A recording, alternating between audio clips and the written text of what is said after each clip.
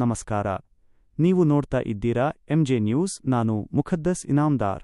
ಇವತ್ತಿನ ಒಂದು ಪ್ರಮುಖ ರಾಜಕೀಯ ವಿದ್ಯಮಾನದೊಂದಿಗೆ ಬುಲೆಟಿನ್ ಆರಂಭಿಸುತ್ತಿದ್ದೇವೆ. ನೂತನ ನಗರಾಭಿವೃದ್ಧಿ ಸಚಿವರಾಗಿ ಅಧಿಕಾರ ವಹಿಸಿಕೊಂಡ ಬಳಿಕ ಮೊದಲ ಬಾರಿಗೆ ವಿಜಯಪುರಕ್ಕೆ ಆಗಮಿಸಿದ ಸಚಿವ ಯತೀಂದ್ರ ಸಿದ್ದರಾಮಯ್ಯ ಅವರಿಗೆ ಜಿಲ್ಲಾ ಕಾಂಗ್ರೆಸ್ ಕಚೇರಿಯಲ್ಲಿ ಅದ್ಧೂರಿ ಸನ್ಮಾನ ಮಾಡಲಾಗಿದೆ. ಇದೇ ಕಾರ್ಯಕ್ರಮದಲ್ಲಿ ಹಿರಿಯ ಸಚಿವರಾದ ಎಂ.ಬಿ. ಪಾಟೀಲ್ ಅವರಿಗೂ ಕೂಡ ಅಭಿನಂದನೆ ಸಲ್ಲಿಸಲಾಯಿತು. ಈ ವೇಳೆ ವೇದಿಕೆ ಮೇಲೆ ಮಾತನಾಡಿದ ಯತೀಂದ್ರ ಸಿದ್ದರಾಮಯ್ಯ ಅವರು ಎಂ.ಬಿ.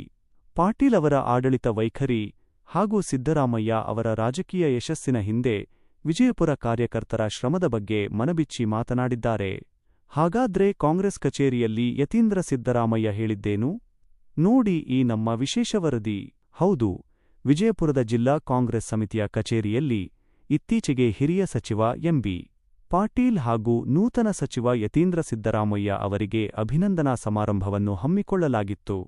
ಜಿಲ್ಲಾ ಕಾಂಗ್ರೆಸ್ ಅಧ್ಯಕ್ಷರಾದ ಮಲ್ಲಿಕಾರ್ಜುನ ಲೋಣಿ, ಕಾಂಗ್ರೆಸ್ ಸಿಟಿ ಬ್ಲಾಕ್ ಅಧ್ಯಕ್ಷರಾದ ಜಮೀರ್ ಭಕ್ಷಿ, ಶಾಸಕರಾದ ಉಮೇಶ್ ಮೇಟಿ ಹಾಗೂ ಮಾಜಿ ಶಾಸಕ ರಾಜು ಆಲಗೂರ್ ಸೇರಿದಂತೆ ಹಲವು ಪ್ರಮುಖ ಜಿಲ್ಲಾ ನಾಯಕರ ಸಮ್ಮುಖದಲ್ಲಿ ಈ ಕಾರ್ಯಕ್ರಮ ಯಶಸ್ವಿಯಾಗಿ ನೆರವೇರಿತು. ಖಾಸಗಿ ಕಾರ್ಯಕ್ರಮವೊಂದಕ್ಕಾಗಿ ವಿಜಯಪುರಕ್ಕೆ ಆಗಮಿಸಿದ್ದ ಯತೀಂದ್ರ ಸಿದ್ದರಾಮಯ್ಯ ಅವರಿಗೆ ಕಾಂಗ್ರೆಸ್ ಕಚೇರಿಯಲ್ಲಿ ಸನ್ಮಾನ ಮಾಡಿದ್ದು ಅವರಲ್ಲಿ ಹೆಮ್ಮೆ ಮೂಡಿಸಿದೆ. ವೇದಿಕೆ ಮೇಲೆ ಹಿರಿಯ ಸಚಿವ ಎಂ.ಬಿ. ಪಾಟೀಲ್ ಅವರ ಆಡಳಿತ ವೈಖರಿಯನ್ನು ಮುಕ್ತಕಂಠದಿಂದ ಶ್ಲಾಘಿಸಿದ ಯತೀಂದ್ರ, ಯಾರಾದರೂ ದಕ್ಷತೆಯಿಂದ ಮಂತ್ರಿಯಾಗಿ ಕೆಲಸ ಮಾಡುವುದನ್ನು ಕಲಿಯಬೇಕಾದರೆ ಅದು ಎಂ.ಬಿ. ಪಾಟೀಲ್ ಸರ್ ನೋಡಿ ಕಲಿಯಬೇಕು ಎಂದು ಹೊಗಳಿದರು. ಇದೇ ವೇಳೆ ಮಾತನಾಡಿದ ಯತೀಂದ್ರ ಸಿದ್ದರಾಮಯ್ಯ, ತಮ್ಮ ತಂದೆಯವರಾದ ಸಿದ್ದರಾಮಯ್ಯ ಅವರು ಸುದೀರ್ಘ ಕಾಲ ಮುಖ್ಯಮಂತ್ರಿಯಾಗಿ ಜನಪರ ಆಡಳಿತ ನೀಡಲು ವಿಜಯಪುರ ಜಿಲ್ಲೆಯ ಕಾರ್ಯಕರ್ತರು ಬೆನ್ನೆಲುಬಾಗಿ ನಿಂತಿದ್ದೇ ಕಾರಣ ಎಂದು ಸ್ಮರಿಸಿದರು. ತಂದೆ ಹಾಗೂ ತಮಗೆ ನೀಡಿದ ಅಭೂತಪೂರ್ವ ಬೆಂಬಲಕ್ಕೆ ಜಿಲ್ಲೆಯ ಜನತೆಗೆ ಧನ್ಯವಾದ ಅರ್ಪಿಸಿದ ಸಚಿವರು, ಮೊದಲ ಬಾರಿ ಸಚಿವ ಸ್ಥಾನದ ಜವಾಬ್ದಾರಿ ಸಿಕ್ಕಿರುವುದರಿಂದ ದಕ್ಷತೆಯಿಂದ ಕೆಲಸ ಮಾಡಲು ಎಲ್ಲರ ಆಶೀರ್ವಾದ ಇರಲಿ ಎಂದು ಮನವಿ ಮಾಡಿದರು.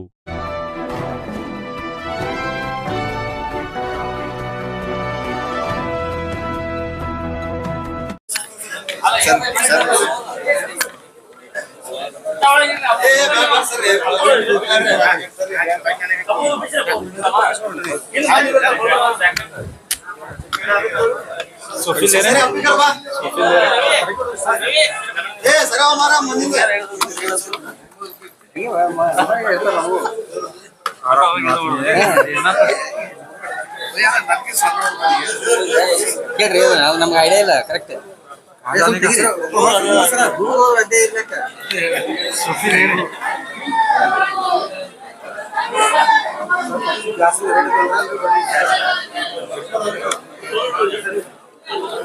ಲೋಗೋ ನೋಡ್ರಿ ಅಲ್ಲೇ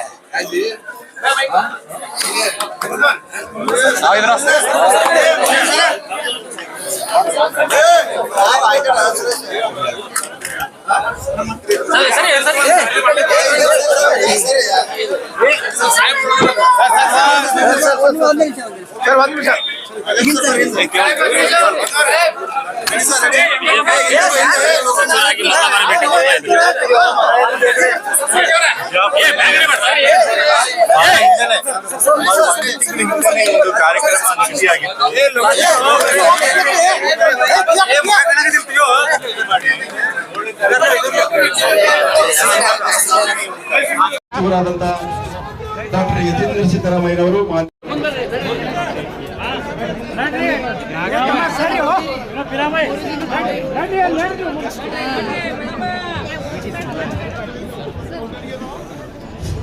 ಆತ್ಮೀಯರು, ತಮಗೆಲ್ಲ ತಿಳಿದ ಹಾಗೆ ಡಾಕ್ಟರ್ ಎಂ.ಬಿ. ಪಾಟೀಲ್ ಸಾಹೇಬರಿಗೆ, ಯತೀಂದ್ರ ಸಿದ್ದರಾಮಯ್ಯ ಸಾಹೇಬರಿಗೆ ನಮ್ಮ ನಿಮ್ಮೆಲ್ಲರ ಅಚ್ಚುಮೆಚ್ಚಿನ ಮಾನ್ಯ ಸಚಿವರುಗಳು ವೇದಿಕೆಗೆ ಆಗಮಿಸ್ತಾ ಇದ್ದಾರೆ.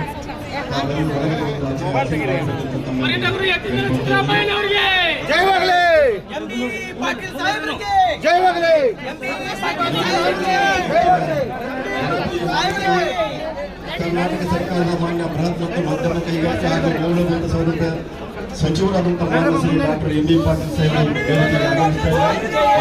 ವೇದಿಕೆಗೆ ಆಗಮಿಸಬೇಕು. ಅದೇ ರೀತಿ ಕೆಪಿಸಿಸಿ ಪ್ರಧಾನ ಕಾರ್ಯದರ್ಶಿಗಳಾದಂತಹ ಡಾಕ್ಟರ್ ಪ್ರಭುಗೌಡ ಲಿಂಗನಹಳ್ಳಿ ಅವರು ಕೂಡ ವೇದಿಕೆಗೆ ಆಗಮಿಸಬೇಕು. ಅದೇ ರೀತಿ ಮಾಜಿ ಶಾಸಕರು, ಮಾಜಿ 2024 ಲೋಕಸಭಾ ಅಭ್ಯರ್ಥಿಯಾದಂಥ ಪ್ರೊಫೆಸರ್ ರಾಜು ಆಲ್ಗೂರು ಅವರು ಕೂಡ ವೇದಿಕೆಗೆ ಆಗಮಿಸಬೇಕಂತ ಅವರಲ್ಲಿ ಕೇಳ್ಕೊಳ್ತಾ ಇದ್ದೇನೆ. ಅದೇ ರೀತಿ ಇನ್ನೋರ್ವ ಕೆಪಿಸಿಸಿ ಸದಸ್ಯರಾದಂಥ ಪ್ರಧಾನ ಕಾರ್ಯದರ್ಶಿಗಳಾದಂಥ ಶ್ರೀ ಮೊಹಮ್ಮದ್ ರಫೀಕ್ ಟಫಾಲ್ ಅವರು ಕೂಡ ವೇದಿಕೆಗೆ ಆಗಮಿಸಬೇಕಂತ ಅವರಲ್ಲಿ ಕೇಳಿಕೊಳ್ತಾ ಇದ್ದೇನೆ. ಅದೇ ರೀತಿ ವಿಜಯಪುರ ಜಿಲ್ಲಾ ಕಾಂಗ್ರೆಸ್ ಉಪಾಧ್ಯಕ್ಷರಾದ ವೈದ್ಯನಾಥ್ ಕರ್ಪೂರ್ ಮಠ ಅವರು ಕೂಡ ವೇದಿಕೆಗೆ ಆಗಮಿಸಬೇಕು. ಅದೇ ರೀತಿ ಇನ್ನೋರ್ವ ಉಪಾಧ್ಯಕ್ಷರಾದ ಚಾಮ್ ಸಾಹೇಬ್ ಗಡಿಗಲ್ ಅವರು ಕೂಡ ವೇದಿಕೆಗೆ ಆಗಮಿಸಬೇಕು. ಮಾಜಿ ಗಡಿನಾಡು ಅಭಿವೃದ್ಧಿ ಪ್ರಾಧಿಕಾರದ ಅಧ್ಯಕ್ಷರಾದಂತಹ ಸುಭಾಷ್ ಸಾಯಿಗಳು ವಕೀಲರು ಕೂಡ ವೇದಿಕೆ ಆಗಮಿಸಬೇಕು. ಅದೇ ರೀತಿ ಶ್ರೀ ಎಸ್ ಎಂ ಪಾಟೀಲ್ ಗಣಿಯಾರ್ ಅವರು ಕೆಪಿಸಿಸಿ ವಕ್ತಾರ ಇವರು ಕೂಡ ವೇದಿಕೆಗೆ ಆಗಮಿಸಬೇಕು. ಅದೇ ರೀತಿ ಶ್ರೀಮತಿ ರವೀಜಾ ನದಾಫ್ ಅವರು ಮಹಿಳಾ ಕಾಂಗ್ರೆಸ್ನ ಅಧ್ಯಕ್ಷರು ಅವರು ಕೂಡ ವೇದಿಕೆ ಆಗಮಿಸಬೇಕು. ಬ್ಲಾಕ್ ಕಾಂಗ್ರೆಸ್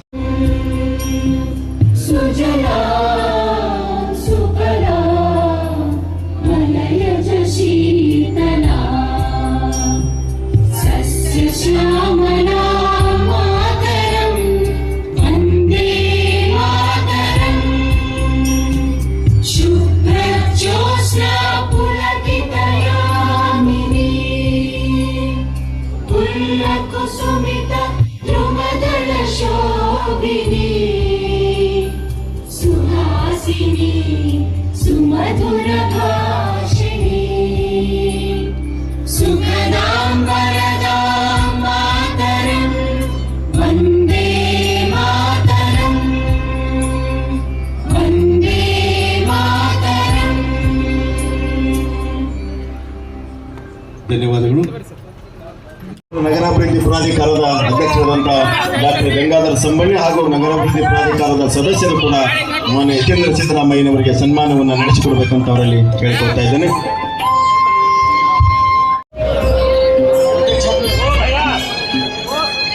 ದಯವಿಟ್ಟು ಗದ್ದಲ ಮಾಡಬಾರ್ದು. ಸರಿ, ನೀವು ಈ ಕಡೆ ಸರಿ, ಈ ಕಡೆ ಸರಿ ರೀ, ಸರಿ ಈ ಕಡೆ.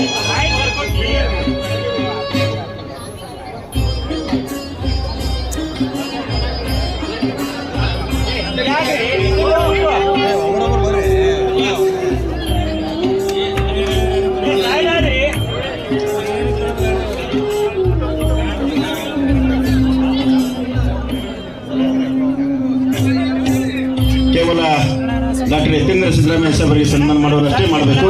ನಂತರ ನಮ್ಮ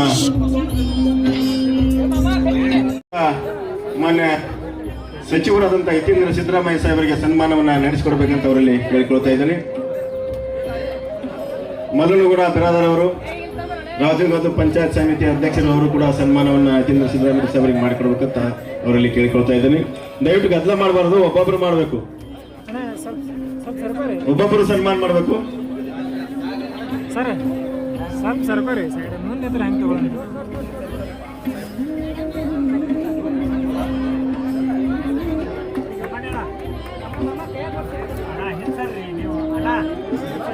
ಅದೇ ರೀತಿ ವಿಶೇಷ ಸಾವ್ಕಾರ ಅವರು ಬ್ಲಾಕ್ ಅಧ್ಯಕ್ಷರು ಅವರು ಕೂಡ ಸನ್ಮಾನವನ್ನು ನಡೆಸಿಕೊಡ್ಬೇಕಂತ ಅವರಲ್ಲಿ ಕೇಳ್ಕೊಳ್ತಾ ಇದ್ದೇನೆ.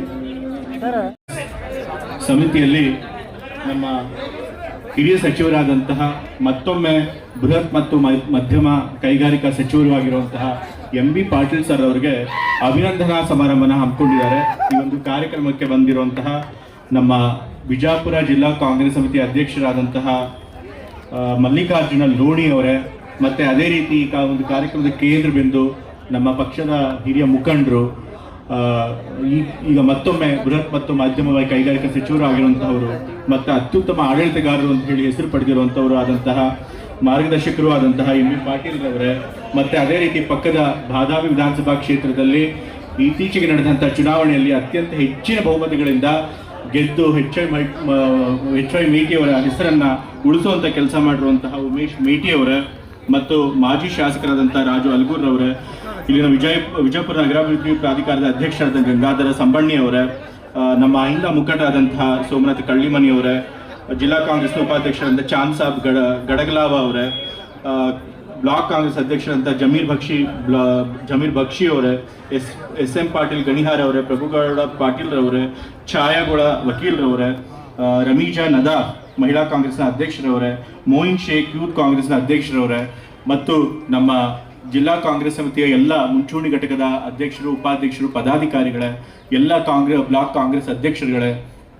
ಮತ್ತೆ ಇಲ್ಲಿ ಬಹಳಷ್ಟು ಸಂಖ್ಯೆಯಲ್ಲಿ ನೆರೆದಿರುವಂತಹ ನಮ್ಮ ಪ್ರೀತಿಯ ಕಾಂಗ್ರೆಸ್ ಪಕ್ಷದ ಎಲ್ಲ ಕಾರ್ಯಕರ್ತ ಬಂಧುಗಳೇ, ವೇದಿಕೆ ಮೇಲೆ ನೆರೆದಿರುವಂಥ ಇತರ ಎಲ್ಲ ಕಾಂಗ್ರೆಸ್ ಮುಖ್ಯ ಪಕ್ಷದ ನಾಯಕರುಗಳು ಎಲ್ಲರೂ ಕೂಡ ಹೃತ್ಪೂರ್ವಕ ನಮಸ್ಕಾರಗಳನ್ನು ತಿಳಿಸಕ್ಕೆ ಇಷ್ಟಪಡ್ತಾ ಇದ್ದೇನೆ. ಇವತ್ತು ನಾನು ವಿಜಯಪುರ ಕಾರ್ಯಕ್ರಮಕ್ಕೆ ಒಂದು ಖಾಸಗಿ ಕಾರ್ಯಕ್ರಮಕ್ಕೆ ಬಂದಿದ್ದೆ. ಈ ಒಂದು ಕಾರ್ಯಕ್ರಮನ 1 ತಿಂಗಳ ಹಿಂದೆನೇ ನಾನು ಒಪ್ಕೊಂಡಿದ್ದೆ. ಆ ಕಾರ್ಯಕ್ರಮಕ್ಕೆ ಇವತ್ತು ಬರಬೇಕಾಗಿತ್ತು, ಆದರೆ ಜಿಲ್ಲಾ ಕಾಂಗ್ರೆಸ್ ಸಮಿತಿಗೆ ನಾನೇನು ಮಾಹಿತಿ ಕೊಟ್ಟಿರಲಿಲ್ಲ. ಬಹುಶಃ 2 ದಿವಸದಿಂದ ಅಥವಾ ನಿನ್ನೆ ಅವರಿಗೆ ಗೊತ್ತಾಗಿರ್ಬೇಕು ನಾವು ವಿಜಯಪುರಕ್ಕೆ ಬರ್ತೀನಿ ಅಂತ.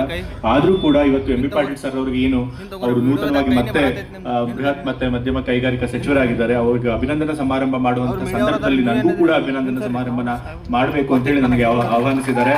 ಸೊ ಇವತ್ತು ನಮ್ಮ ಹಿರಿಯ ಸಚಿವರಾದಂತ ಎಂ ಬಿ ಪಾಟೀಲ್ ಅವರಿಗೆ ಅಭಿನಂದನಾ ಸಮಾರಂಭ ಮಾಡುವಂತ ಸಂದರ್ಭದಲ್ಲೇ ಅದೇ ಕಾರ್ಯಕ್ರಮದಲ್ಲಿ ನನಗೂ ಕೂಡ ಅಭಿನಂದನೆ ಆಗ್ತಾ ಇರೋದು ನನಗೆ ಬಹಳ ಸಂತೋಷವಾದಂತ ವಿಚಾರ, ನನ್ನ ಅದೃಷ್ಟ ಅಂತ ಭಾವಿಸ್ತೇನೆ. ಈಗಾಗಲೇ ಹೇಳಿದಾಗ ಎಂ ಬಿ ಪಾಟೀಲ್ ಅವರು ಬಹಳ ಉತ್ತಮ ಆಡಳಿತಗಾರರು ಅಂತ ಹೇಳಿ ಹೆಸರು ಪಡೆದಿರುವಂಥವ್ರು. ಯಾರಾದ್ರೂ ಒಬ್ಬ ಮಂತ್ರಿ ದಕ್ಷತೆಯಿಂದ ಕೆಲಸ ಮಾಡಬೇಕು ಅಂತ ಕಲಿಬೇಕು ಅಂತಂತಂದ್ರೆ ಅದು ಎಂ ಬಿ ಪಾಟೀಲ್ ಸರ್ ನೋಡಿ ಕಲಿಬೇಕಾಗುತ್ತೆ. ಅವರು ಹಿಂದೆ ನೀರಾವರಿ ಸಚಿವರಾಗಿದ್ದಾಗಲೂ ಕೂಡ ಅಷ್ಟೇ ಅಭಿನವ ಭಾಗೀರಥ ಅಂತ ಹೇಳಿ ಜನಪರವಾದಂಥ ಹಲವಾರು ಕಾಮಗಾರಿಗಳನ್ನ ಅನುಷ್ಠಾನಕ್ಕೆ ತಂದು ಎಷ್ಟೊಂದು ಕಡೆ ಬರಪೀಡಿತ ಪ್ರದೇಶಗಳಲ್ಲೂ ಕೂಡ ಇವತ್ತು ನೀರಾವರಿ ಬರುವಂತ ರೀತಿ ಮಾಡಿದ್ದಾರೆ. ಸೊ ಹಾಗಾಗಿ ಅತ್ಯುತ್ತಮವಾಗಿ ಕೆಲಸ ಮಾಡಿ ನಮ್ಮ ಕಾಂಗ್ರೆಸ್ ಪಕ್ಷಕ್ಕೂ ಕೂಡ ಹೆಸರು ತಂದಿದ್ದಾರೆ ಎಂ ಬಿ ಪಾಟೀಲ್ ಸರ್ ಅವರು. ಸೊ ಹಾಗಾಗಿ ಅಂಥವರ ಒಂದು ಸಂಪುಟದಲ್ಲಿ ನಾನು ಕೂಡ ಸಚಿವನಾಗಿ ಸೇರ್ತಾ ಇರೋದು ನನಗೆ ಹೆಮ್ಮೆಯ ವಿಷಯ ಅಂತೇಳಿ ನಾನು ಹೇಳೋದಕ್ಕೆ ಇಷ್ಟಪಡ್ತೇನೆ. ಮತ್ತೆ ನಮ್ದು ನಾನು ನೂತನವಾಗಿ ನಗರಾಭಿವೃದ್ಧಿ ಸಚಿವ ಆಗಿದ್ದೇನೆ ಮುಖ್ಯಮಂತ್ರಿಗಳಾದಂತಹ ಡಿ ಕೆ ಶಿವಕುಮಾರ್ ಅವರ ಒಂದು ಸಂಪುಟದಲ್ಲಿ. ಅದಕ್ಕೆ ಕಾರಣಕರ್ತರು ಯಾರಪ್ಪ ಅಂತಂತಂದ್ರೆ ನಮ್ಮ ಕಾಂಗ್ರೆಸ್ ಪಕ್ಷದ ಕಾರ್ಯಕರ್ತರು ಅಂತ ಹೇಳಬೇಕು. ಯಾಕಂದ್ರೆ ನಮ್ಮ ಕಾಂಗ್ರೆಸ್ ಪಕ್ಷದ ಕಾರ್ಯಕರ್ತರು ನೀವು ನೆಲಮಟ್ಟದಲ್ಲಿ ನಮ್ಮ ಕಾಂಗ್ರೆಸ್ ಪಕ್ಷಕ್ಕೋಸ್ಕರ ಸಂಘಟನೆ ಮಾಡಿ ಪ್ರತಿಯೊಂದು ಚುನಾವಣೆಯಲ್ಲಿ ನೀವು ಕಷ್ಟಪಟ್ಟು ಕೆಲಸ ಮಾಡಿ ನಮ್ಮಗಳನ್ನ ಗೆಲ್ಲಿಸೋದ ಕಾರಣದಿಂದ ಇವತ್ತು ನಾವು ಶಾಸಕರಾಗಿದ್ದೀವಿ, ನಮ್ಮ ಪಕ್ಷ ಅಧಿಕಾರಕ್ಕೆ ಬಂದಿದೆ. ಪಕ್ಷ ಅಧಿಕಾರಕ್ಕೆ ಬಂದ ಮೇಲೆ ನಮಗೂ ಕೂಡ ಇವತ್ತು ಸಚಿವರಾಗುವಂತಹ ಅವಕಾಶ ಸಿಕ್ಕಿದೆ. ಸೊ ಹಾಗಾಗಿ ಇವತ್ತು ನಾವು ಸಚಿವರಾಗಿದ್ದರೆ ಅದಕ್ಕೆ ಮೂಲ ಕಾರಣ ನಮ್ಮ ಕಾಂಗ್ರೆಸ್ ಪಕ್ಷದ ಎಲ್ಲ ಕಾರ್ಯಕರ್ತರು. ಹಾಗಾಗಿ ನಿಮಗೆ ಅನಂತ ಧನ್ಯವಾದಗಳನ್ನು ಮೊದಲಿಗೆ ನಾನು ತಿಳಿಸೋದಕ್ಕೆ ಇಷ್ಟಪಡ್ತೇನೆ. ಪ್ರಾಮಾಣಿಕವಾಗಿ ನಿರ್ವಹಿಸಬೇಕಾಗಿದೆ. ಅದನ್ನು ನಿರ್ವಹಿಸೋದ್ರ ಜೊತೆಗೆ ಪಕ್ಷದ ಸಂಘಟನೆ ಕೂಡ ಕೆಲಸ ಮಾಡಬೇಕಾಗಿದೆ, ಪಕ್ಷದ ಬಲವರ್ಧನೆ ಮಾಡಬೇಕಾಗಿದೆ. ಕಾರ್ಯಕರ್ತರ ಕುಂದುಕೊರತೆಗಳನ್ನು ಕೂಡ ನಮ್ಮ ಅಧಿಕಾರದ ಮಿತಿಯಲ್ಲಿ ಏನು ಅವರಿಗೆ ಸಹಾಯ ಮಾಡೋಕ್ಕಾಗುತ್ತೆ ಅದನ್ನು ಕೂಡ ಮಾಡಬೇಕಾಗಿದೆ. ಎಲ್ಲ ಕೆಲಸಗಳನ್ನು ಖಂಡಿತ ಮಾಡ್ತೇನೆ. ನಾನು ಮೊದಲನೇ ಬಾರಿ ಮಂತ್ರಿ ಆಗಿರೋದ್ರಿಂದ ನಿಮ್ಮೆಲ್ಲರ ಸಹಕಾರ, ಬೆಂಬಲ, ಆಶೀರ್ವಾದ ಇರಲಿ ಅಂತ ಹೇಳಿ ಸಂದರ್ಭ ನಾನು ಕೇಳ್ಕೊಳ್ತಾ ಇದ್ದೇನೆ. ಖಾಸಗಿ ಕಾರ್ಯಕ್ರಮದಲ್ಲಿ ಅಲ್ಲೂ ಕೂಡ ಬಹಳ ಚೆನ್ನಾಗಿ ಕಾಯ್ತಾ ಇದ್ದಾರೆ.